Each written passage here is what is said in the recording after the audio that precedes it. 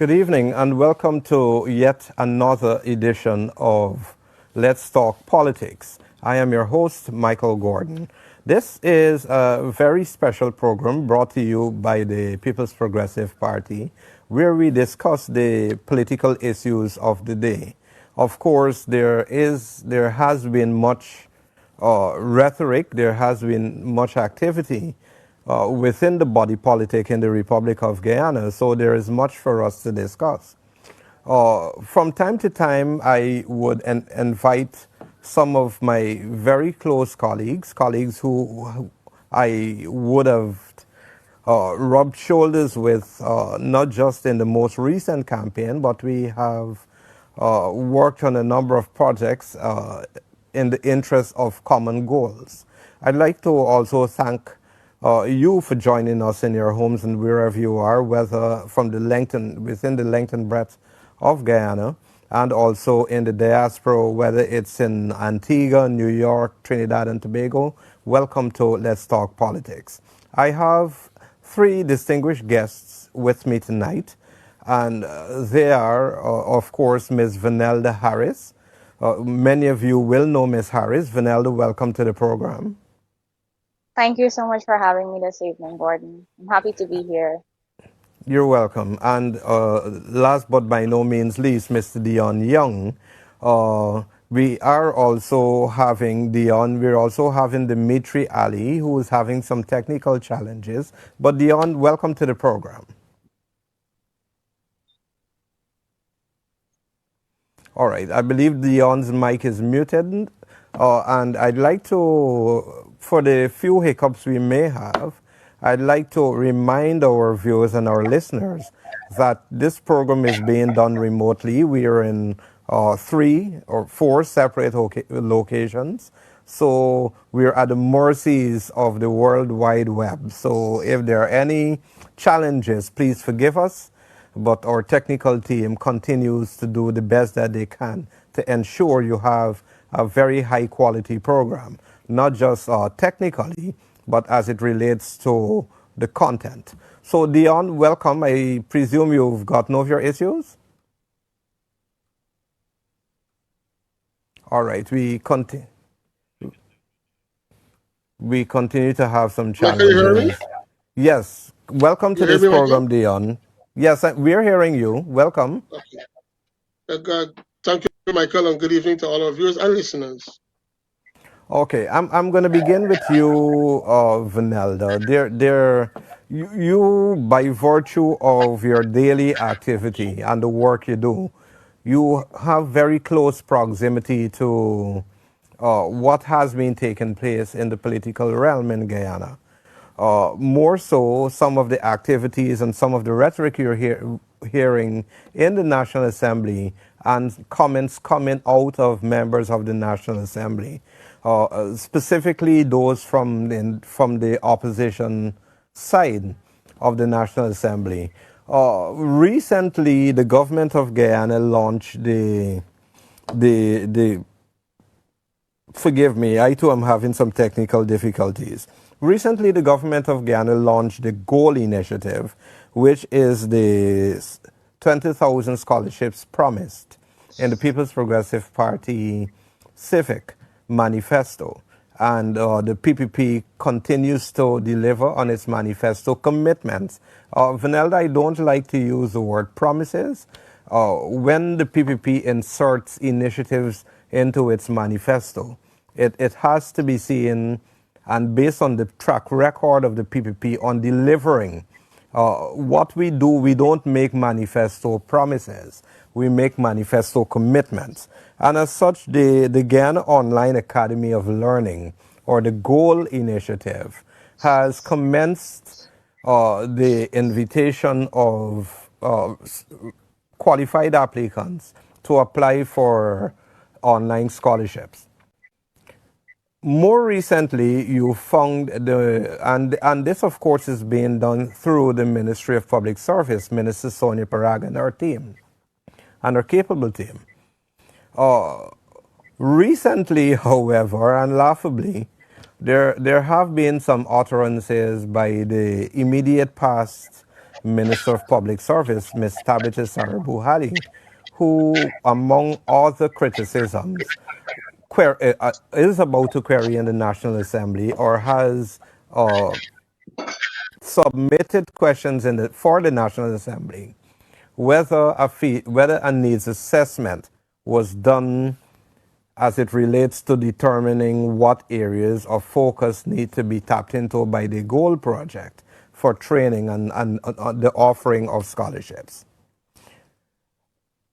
I wish we were in a position tonight to say that yes, the needs assessment was done under the Granger administration, under the watchful eye of Ms. Sarah Bohali, and it is your needs assessment that the People's Progressive Party has picked up on to develop the GOAL project. Sad to say we can't say that because Ms. Sarah Bohali did nothing, with, of course, the exception of unconstitutionally fire public servants. And Vanilla, I want you to weigh in on this issue, especially the two-facedness with which these utterances are coming against a backdrop of no successful track record. Vanilla? As you rightly said, Michael, it's very easy for Ms. Sarabo Hali to sit on the opposite side now of the National Assembly and make comments such as those that she's been making in the media, criticizing our hardworking Minister of Public Service, Ms. Sonia Parag. And as everyone would know, this goal initiative for the 20,000 scholarships online program is being done in collaboration with our very competent Minister of Education, Premani Chan. Of course, this program, as you said before, is a commitment that was made by the People's Progressive Party Civic in our manifesto, and it's already being implemented. It's not even been a year as yet since the PPPC took office, but we are proud to be in government and to have already started the process of having interviews done for persons to benefit from this commitment that we made and we're already delivering on. As you also said, Michael, Mr. Abu Hali is there making comments about the necessity of having a needs assessment done to determine whether this goal initiative, this online scholarship program, is one that is being implemented as it should. Now, what the People's Progressive Party Civic is doing, and as we continue to reiterate, is that we are working in the interest of every single Guyanese across all 10 administrative regions. And so just like tomorrow, the minister herself and team will be in Region 6 to conduct those interviews for persons who are interested. And this is being done across all 10 regions. Persons are being given the opportunity to study online. There are many persons who are working and can't, attend University of Guyana physically. And even now that we have the challenge of the COVID-19 pandemic, learning has become full-time online, basically worldwide. And so just seeing that our government has been able to deliver on that manifesto commitment is something that I'm sure every single Guyanese has already applauded and will continue to applaud.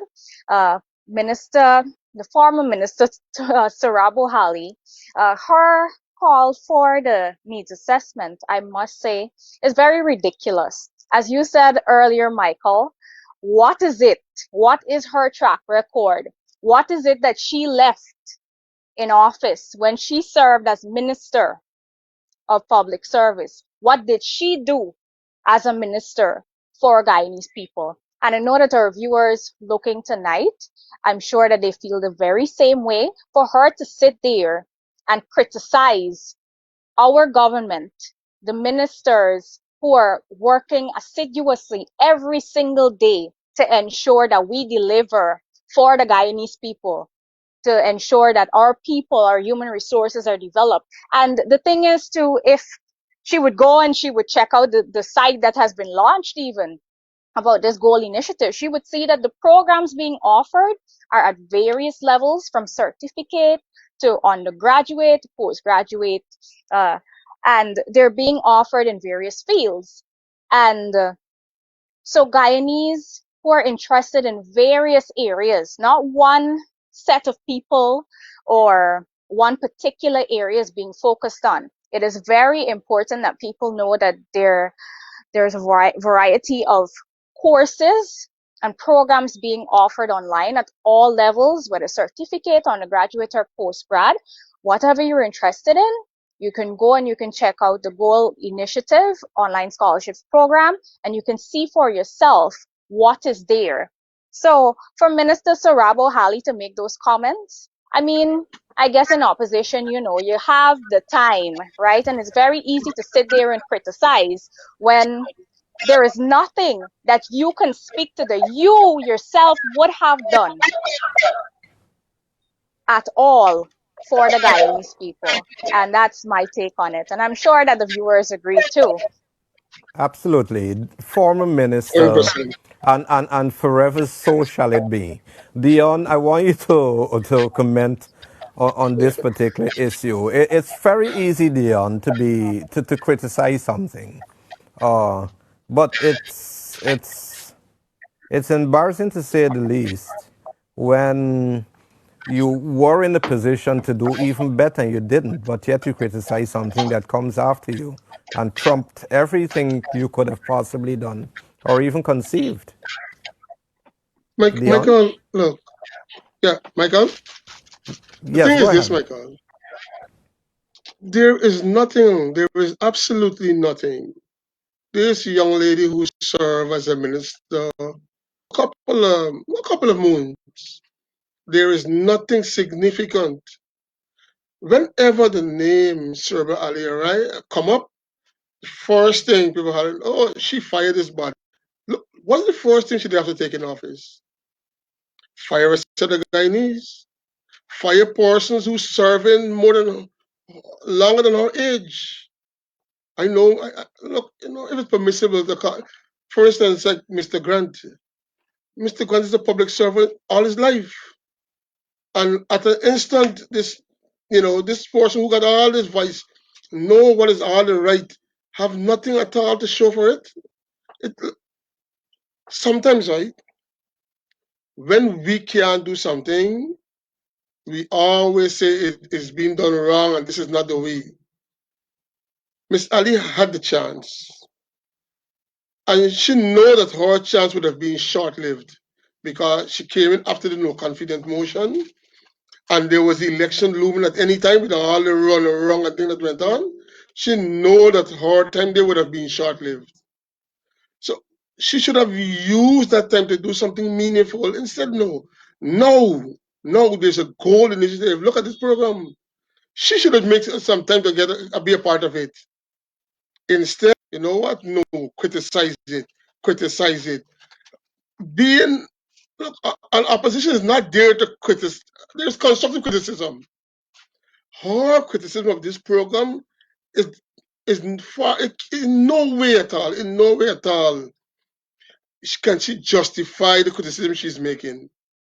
What she's trying to do is deprive 20,000 Guyanese of sitting back in their homes, observing the COVID rules while elevating and educating themselves. This is what she's trying to prevent. But it would not happen. Not under PPPC government, not under this minister. It would not happen. So she can say how much you want, criticize how much you want. It would not happen, Michael. It would not happen. I can bet gonna come at some other point again with some look, it's make up stories, make up thing. Nothing palatable, nothing palatable. Just for wanting to criticize, this is all she can do, nothing else. But the gold program will be a success for 20,000 Guyanese. And you can take that to the bank, Michael. Okay, thanks, Dion. And you raise a very important issue, both you and Vanelda. I'd like, especially to hear your thoughts. And I'd like to take this opportunity to welcome Mr. Dimitri Ali, who seemed to have gotten over his technological challenges. So, Dimitri, welcome to tonight's program. Hi, good night, everyone. Good night, And for Dion. those, Good night, Velda. And for those now joining us, you're looking at Let's Talk Politics, a special program brought to you by the People's Progressive Party. This program is being aired Tuesday to Sunday. And I'd like to encourage you to encourage others to continue to tune in, encourage others to start tuning into this program as we bring you the truth and we bring you the real issues that ought to be addressed within the political realm in Guyana. Let's not forget that exactly 1 year ago, I could recall as of March 2nd, 2021, we saw some televised programs. I too was part of those programs that sought to highlight some of the incidents which took place after polling day 2021. We need to constantly remind ourselves, and not just a year later or 10 years to come. It's an issue that needs to find its way into the history books of Guyana. We need to remind ourselves. We need to remind our children. We need to remind our children's children and their children the atrocity attempted on this nation, the atrocity attempted on the Constitution of the Republic, the Cooperative Republic of Guyana, by the APNU AFC coalition after having recognized in 2020, perhaps from the 3rd of March 2020, having recognized that they lost an election. They were not re-elected. They were not returned to government. They were one-term failed administration. Every conceivable thing was done to thwart the will of the people, to derail our hard-fought democracy, and to inculcate a culture of dictatorship in Guyana. And it must form part of our history. We should not forget that. A year ago today, the rightful winner, the eventual president of the Cooperative Republic of Guyana, Dr. Mohamed Irfan Ali, was being deprived, or attempts were made 1 year ago today. Attempts were made to deprive him of that electoral victory. But democracy prevailed, my colleagues. We must remember and we must remind in any order. You know, I'm going to look, invite you. I'm going to invite you, Dimitri, to comment on this first. Yes, thank you, everyone, and especially to my brother Dion. Michael, what you mentioned here earlier, all of us were there who are on this chat here right now. All of us were there. We saw exactly what was taking place.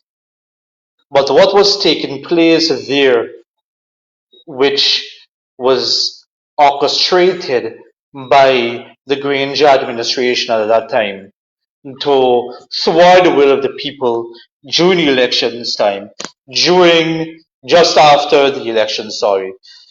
That will thwarting was done since the no confidence vote, since when Charamdas sort of voted with his famous yes, yes, yes for to get rid of that authoritarian regime.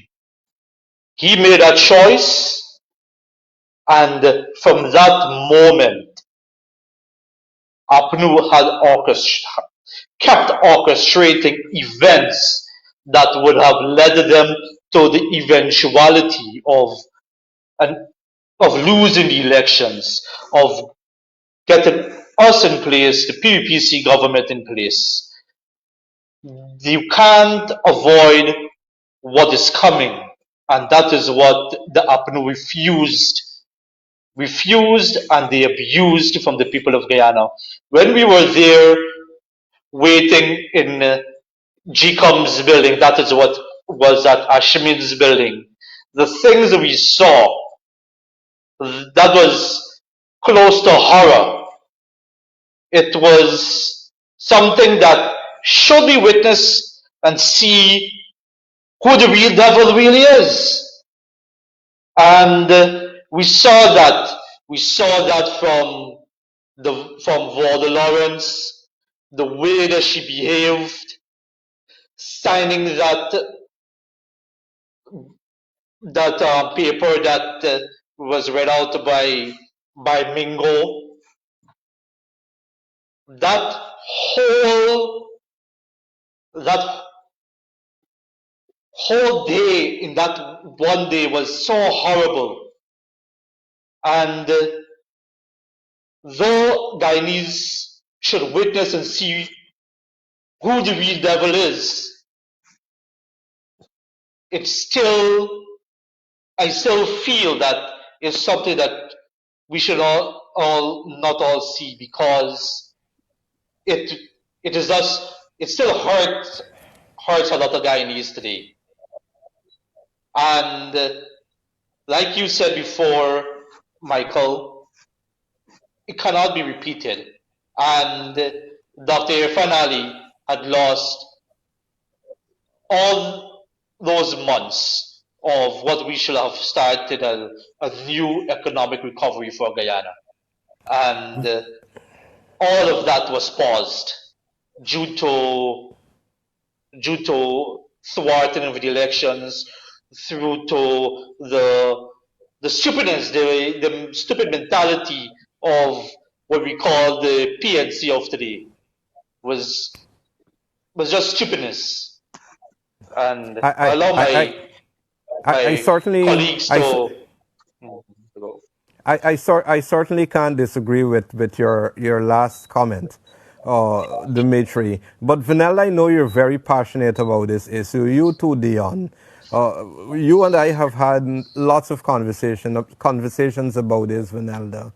And sometimes in my quiet moments after those conversations, I smile at the passion with which you speak to these issues. But we need to remind ourselves constantly, don't we?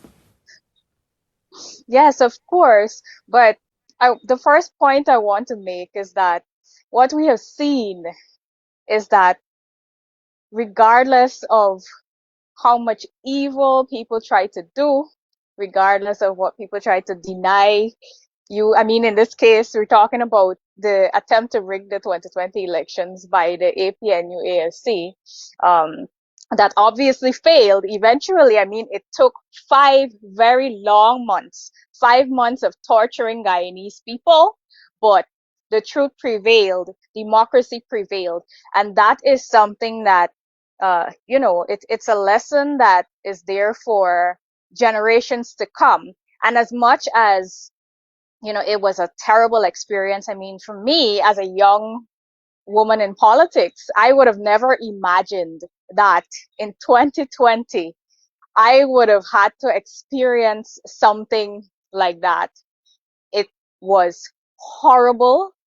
It was torturous and just plain wicked and evil.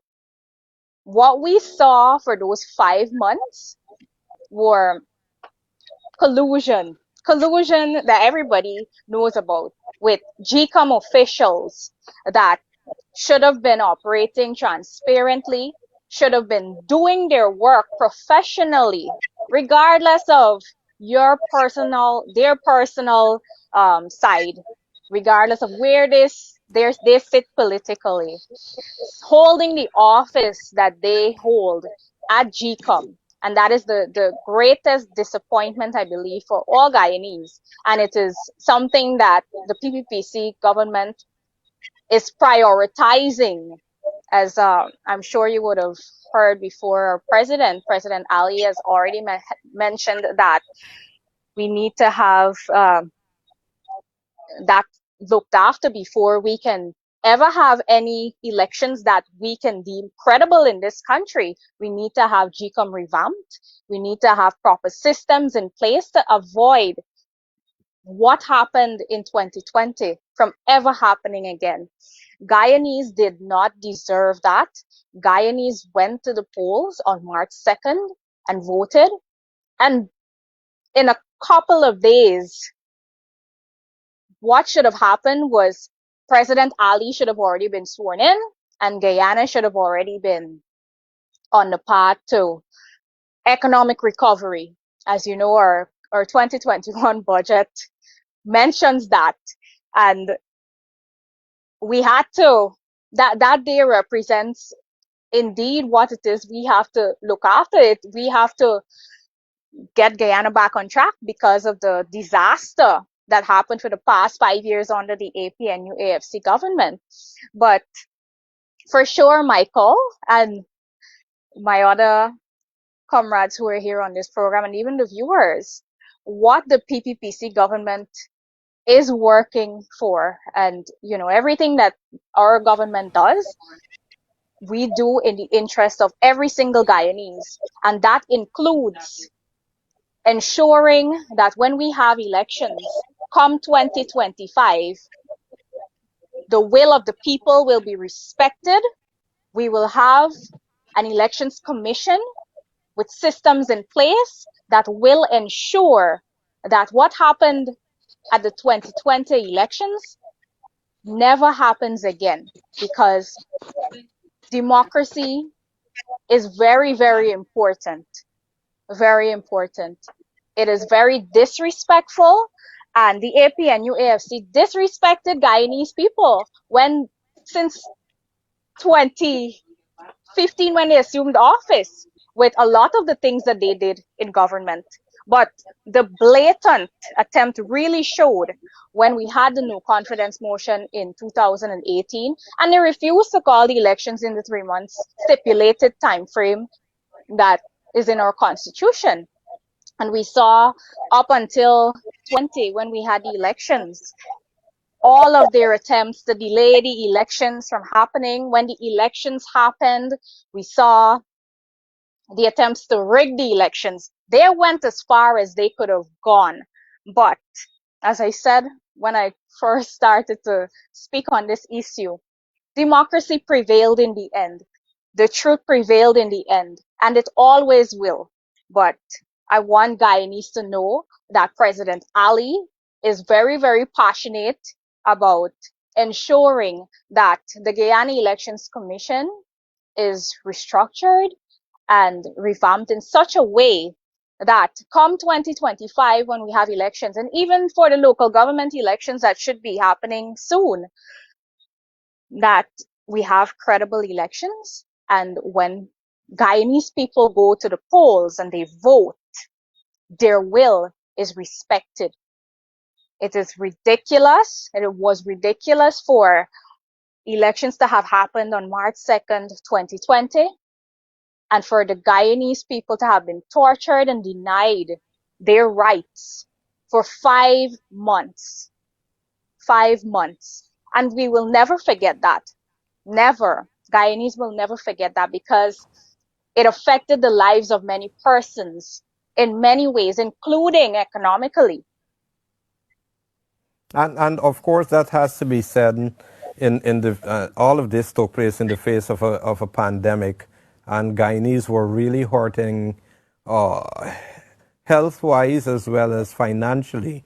But the primary focus of the administration of that day was to rig an election. Dion, I know you were at the forefront of all of this. You are in many videos and photographs at the Ashmin's building, facing off with the Mingo evil. you guardian of democracy. You've played many roles even in the campaign leading up to March 2nd. But before you do, Vanelda made some very good points. Uh, one of which was uh, chronologically the ill intent of the APNU AFC administration, or going back way before the December 2018 no confidence vote, where the Granger administration was toppled. It started with unilateral and selfish salary increases. It went on to the unilateral appointment.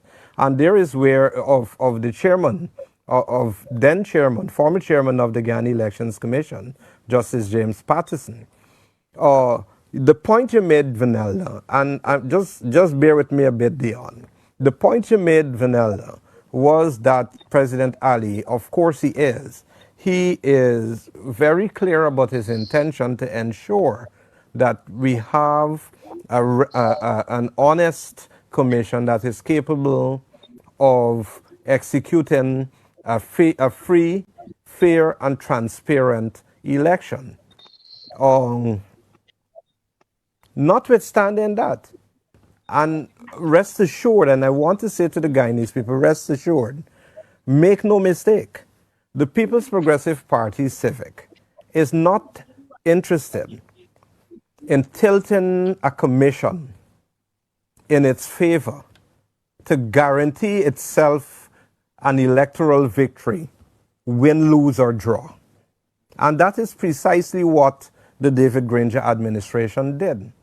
They ensure that and it takes me also back to 2015, because as far as I'm concerned, I am convinced in my own mind, and you hear many references to installed PPP, the PPP won the elections. The PPP won the election. The PPP won government in 2020. There is no installation of a government here. What took place in 2020 was what was essentially and eventually derailed was an attempt to rig the elections. The point I am making, however, the People's Progressive Party has no interest in fixing the commission like David Granger and company did to ensure you have a CEO in your favor. You ensure that you got in a deputy CEO who was not the best suited candidate at the time, but you used your unconstitutional chairman and your three commissioners to insert a deputy CEO who essentially and who quite openly justified the comments that were being and the objections by the PPP. There was a reason why better candidates were overlooked in favor of Roxanne Myers. Make no mistake about it. However, Dion, as I said at the beginning, and you know, I was listening to Vanelda when she made her point about 5 months. And when you hear the term 5 months, perhaps 10 years from now, 5 months seem insignificant.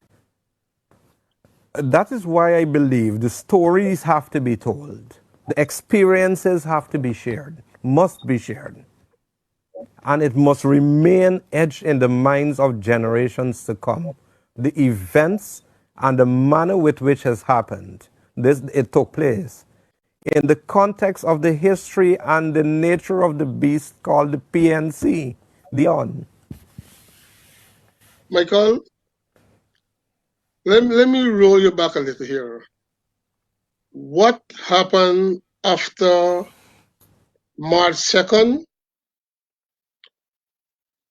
March 2nd was rehearsed. March 2nd was rehearsed when the APNU had the internal Congress. March 2nd was rehearsed then. That was a trial run. They gave them everything. Lock out to the Arbor Norton, the gunplay inside the auditorium, All that you see happen there, they brought it over to March 2nd. After March 2nd, sorry. All that you see happen there. But the thing is this, Michael, like you said, I was in the forefront of all these events. And there are some things I'm watching very, very closely to see what's going to be the outcome. And there are some names that forever will remain in my head. Henrique Laivon. This guy in front of me take out a flash drive because he said he wasn't getting to work.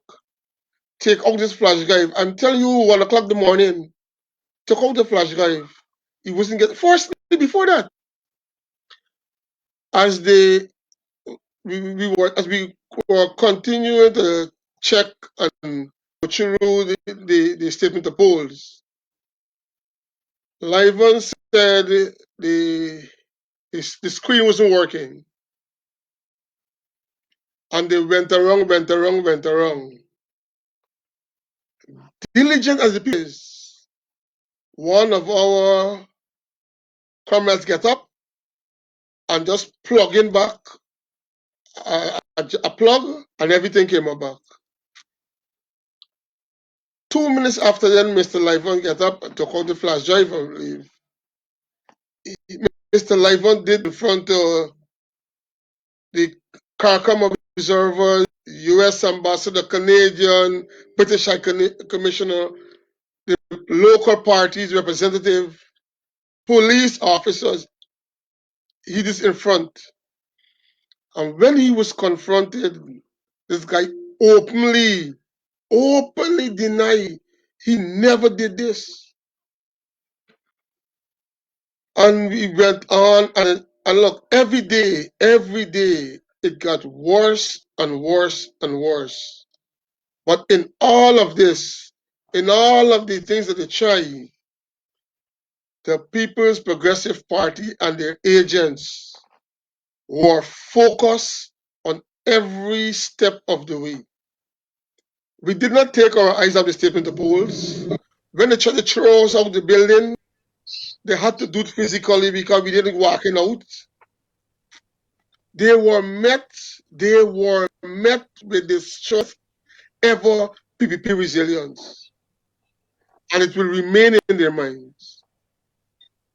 But the thing is this. I'm really sorry for some of the junior staff at GCOM because they had to do what they were told to do. Having said that, this must not prevent them from being made an example to future persons who want to hold those offices. Look what Mr. Mingo did. Play as if he taken heart attack and all these things. These things must never be forgotten. Never, never, never. If we forget these things, worse is going to happen next time. Come what may, the APNU must never come close to holding office in this country again.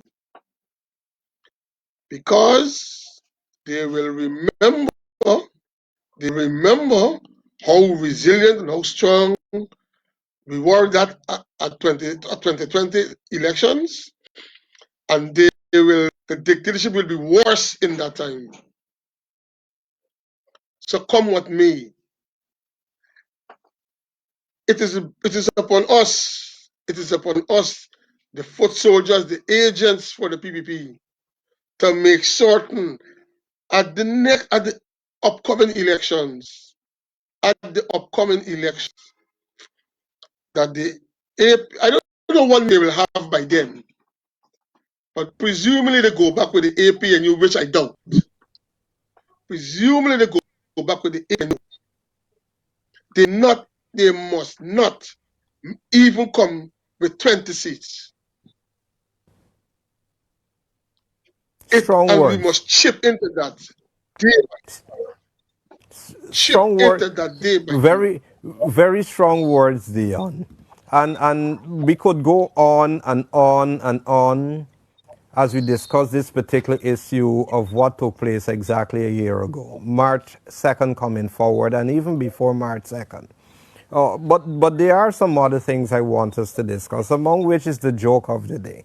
Before we move off, Michael. Go ahead. Every Go ahead, Dion. every day, every day from March 2nd up to 2nd of August, every day is a special event. Every day. We live through that.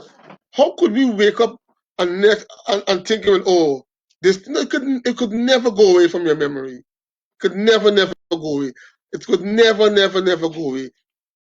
And we must assume that they don't have chance to read this history. And the facts must be. As I said, they must be chronicled. They must be recorded in the history of this country. And you're right, Dion. Every day there was an event. The drama continued every day for 5 months. And it is in that context, once revealed or once documented, then the severity of the severity of the actions of the APNO AFC of that day, or the PNC. Let's just call them the PNC. Let's cut to the chase and call them the PNC. It must be etched in our minds. It will be etched in our minds forever. It must be recorded in the annals of this country's history. It must be. But I want us to move on to the joke of the day, ladies and gentlemen. And I found it particularly funny when former Minister of Public Infrastructure sought to criticize the gas to shore pipeline. Mind you, the ministry over which former Minister David Patterson presided operated in a visionless mode. And that was a microcosm of the larger picture of the Granger administration. Visionless. Notwithstanding that, former Minister David Patterson, of all the people in this world, said in the Kaichor News today that the Gas to Shore project is money for the boys. That has to be the joke of the day. It has to You be know the what he's joke saying? of the day. GB Patterson, and I believe you guys know what GB means. I'm not wearing any. Said, especially in the context of the track record of the ministry that he presided over, the failed projects, the breaches in procurement procedure, wanton corruption. This gentleman said today that the Gas to Shore project, which will benefit this country tremendously in terms of the kilowatt hour cost for electricity, benefiting industry, benefiting the people, benefiting every sphere of this country, benefiting significantly the area of Wales and Guyana as a whole, refers to this project. And I'm not going to call in any specific person in any order as money for the boys. Michael? This, when Yes. you recall, as I always heard my grandparents say, when dog accustomed to suck an egg, he can't stop. But this is no egg situation here. Go ahead, Dimitri. Well, Michael, somebody. I this know you guy, guys are Hold on very there. excited to comment on this issue. this guy, Hold on there, my brother. this guy is Hold on there, my brother. real. I think Take it, Dimitri. first of all, Mr. Patterson, or even the rest of them, they have mental issues. They're living in a different world. They're mindless. Because if you see what's happening now, the infrastructure works that we're doing right now was never been done under the last administration. They could only do a small set of work. I can remember what they did was by the seawall that roundabout. And that is not a major, it's not a definition of a major infrastructure work. That's just a minor work. I think the major work they actually did, and we don't really give them much benefit to that, was that Durban Park. So many things happen with the Durban Park, where there's so many breaches of procurement laws. Everything that they tried to do with that park to flat the land with some boards that people were afraid to move about because there was some loosened part of the boards that they're afraid that they will get Guyanese will say we don't want to get bored down there, when we sit down and dragging ourselves in the board. That was the state of it. And they spent so much money on a flat piece of land and some boards. So that is what's their definition of a major infrastructure work. But like I said earlier, or mentioned earlier, mindless. The person must be so mindless, so out of vision, or so deep of hate that he cannot see what real development really is. He cannot see that the gas coming here will reduce that electricity cost by more, at least between 50 to 60. We aim it for at least 60% of the cost being reduced there. That's about 14 kilowatts per hour. We planning to get that we reducing it that we're having. We planning to reduce it to about between 4 to 3, I think, 3 to 4. That's made 3 to 4 kilowatts cents per kilowatts per hour, and that's what we're aiming for. That's major. That's a major development. And you're right to mention there, Mr. Gordon, that for Wales estate, a village that has been suffering, that has suffered so much under the last regime.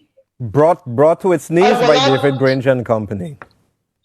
I will not mention the things that when we went there to talk to the people, it's horrible. I can't say it in front here. It can only be in a private conversation.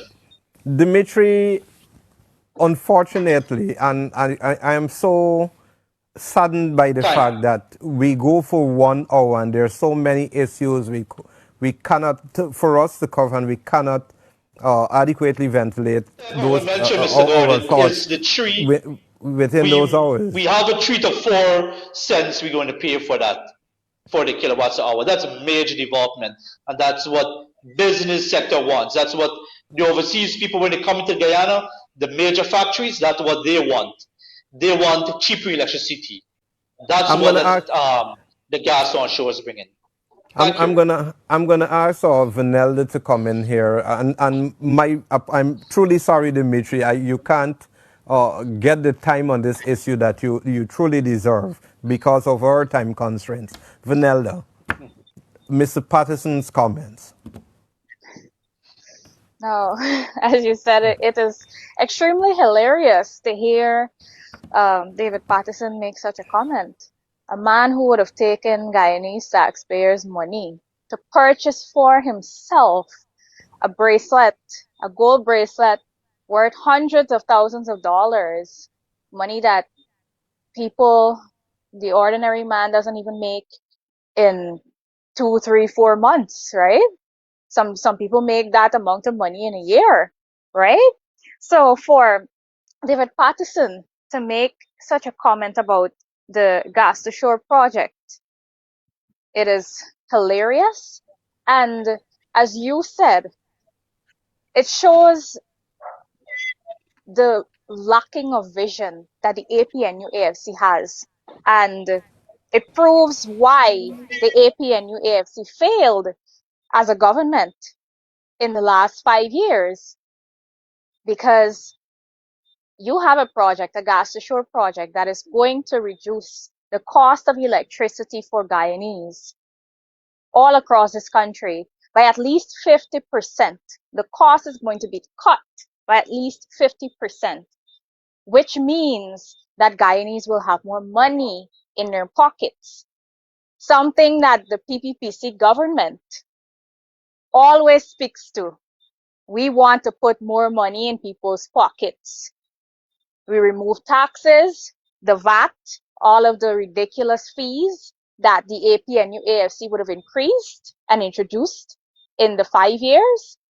And I mean, it's no surprise to hear David Patterson make such comments and criticize his project, because the fact is, all that they would have ever done their 5 years in office was tax the life out of Guyanese people. That's all they would have done, right?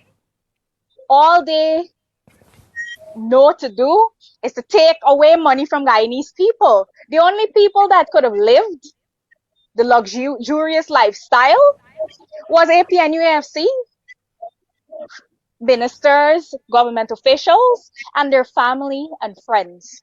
The ordinary man, the people who voted for them, their own supporters, got nothing.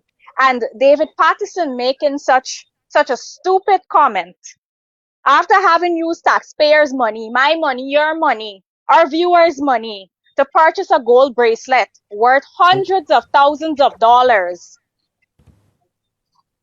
After looking over all of those projects he would have been in charge of. I want to mention the Chedijagan International Airport project.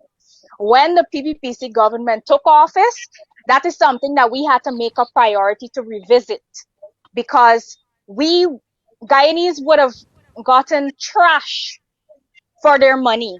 And that is a track record that the APNU AFC is known for. That is all they're capable of doing.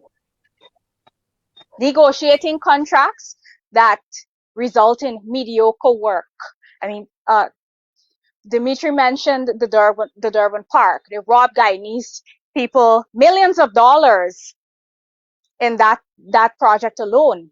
And look at the state of that. I mean, I used to pass the Durban Park and look at the actual picture that they would have had up there of what it should have looked like, and the state that it is in, what they would have actually produced with hundreds of millions of dollars of Guyanese taxpayers' money.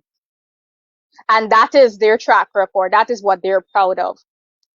So David Patterson needs to take a seat. Take a seat and stay quiet, because Guyanese people, you cannot fool them. We know you took our money and you went and you purchased your gold bracelet. We know Annette Ferguson did the same thing. She went and she purchased her expensive earrings. But the PPPC government will have that project, that Gas to Shore project, come to fruition. And Guyanese people, by 2025 or even before, will have more money in their pockets when the cost of electricity is cut by at least 50%. And if we can do it more, 60, 70%, Vice President Jagdeo and President Ali have already made it clear that that is one of their priorities, and it is something that will be done. Notwithstanding the fact that very trusted, honest, hardworking, reputable public servant in the person of Prime Minister Mark Phillips has oversight over the energy sector. So Guyanese can rest assured that it's going to be a success. The leadership put into this project by His Excellency Dr. Irfan Ali, former President Dr. Jagdeo, and of course Mr. Mark Phillips, the Prime Minister of this country. What a formidable leadership team. Dion, the partisan comment in closing. Michael, whenever you listen to David, the first thing comes to your mind is Warner Brothers. As if this guy is being contracted by Warner to just give jokes. I've never heard that one Honestly, before. this is look. When this guy was asked about the statement of polls, look, just look back at it. It's not like if he's saying that's all, folks. Now, as minister, as minister, he can't come and show nobody absolute nothing. This is David Patterson. He will always try to make these. This is why this is why internally there's a problem with the APNU internally, because when you got somebody like David coming and making those kind of public statements, and then you got someone like Valda, maybe a young James Bond, who might make a better input, and you got him outside, and then you got Patterson. This is why the internal problem is coming. We can't take. How we can sit back and listen to Patterson? But I wanna believe Patterson know what he did as minister. So he think that trend is going to continue. But sorry, Mr. Patterson, the time for the APNU was expired. 2nd August came, and the Fanari-led government is in place. So ministers ain't getting the cake. Fees Dion, devising their own. so Dion, I have to thank you for your input. Unfortunately, we're out of time. Mr. Dion Young, Ms. Vanelda Harris, Mr. Dimitri Ali. Colleagues, I thank you for being a part of tonight's program. I really enjoyed talking with you. I wish we had more time to address these and many other more issues. But I am most grateful that you took the time out to be a part of this program. Thank It's a you. pleasure. Very welcome. Welcome. I'd like to Thank I'd like to thank the viewers in Guyana across the length and breadth of Guyana for joining us tonight. Let's talk politics. I've been having some discussions with Dimitri Ali, Vanelda Harris, Dion Younge, all very versed with what took place and what has been taking place within the political sphere. I thank you in Guyana and outside of Guyana for being with us. This has been Let's Talk Politics. I'm your host, Micheal Gordon, and taking a cue from Dion Younge. That's all, folks.